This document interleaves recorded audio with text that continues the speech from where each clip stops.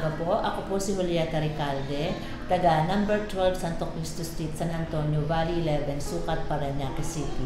Po si Roderick Recalde, kapatid po ni Julieta Recalde. Nakasama niyo po sa bahay sa ngayon. Okay.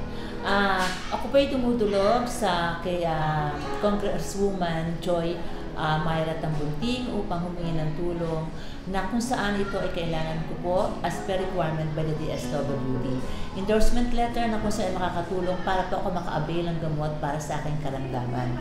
Nagkaroon po ako ng cancer 2008, natanggal po ang aking left breast, nag-chemo, na minom na mamahaling gamot, pero bumalik po ito ng 2017. Kaya ako po ay nag-chemo uli, nag-radiation ng 33 session, uminom po uli ng gamot.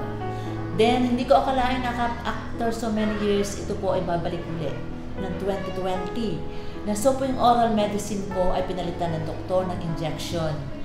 Na monthly, every 28 days, na kung saan ito ay nagkakahalaga, na dati po 23,000 ang halaga ng isa.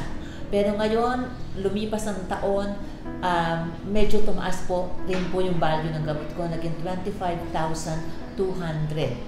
Sa kung tutuusin po sa aking kalagayan ngayon, na kung saan ako'y walang trabaho at aking kapatid na si Roderick ay wala rin trabaho, na kung saan ay umaasa lang minsan sa mga bigay, kung sino may magandang puso na mabibigay para maitaguyod ko ang aking kalagayan.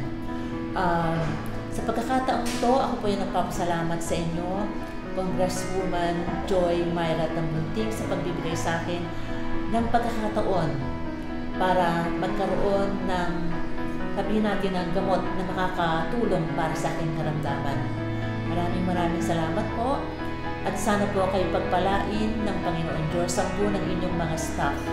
Sana pagpatuloy po ninyo ang inyong magandang adikain sa buhay ninyo at sa inyong sinumpaang tungkulin. Maraming salamat.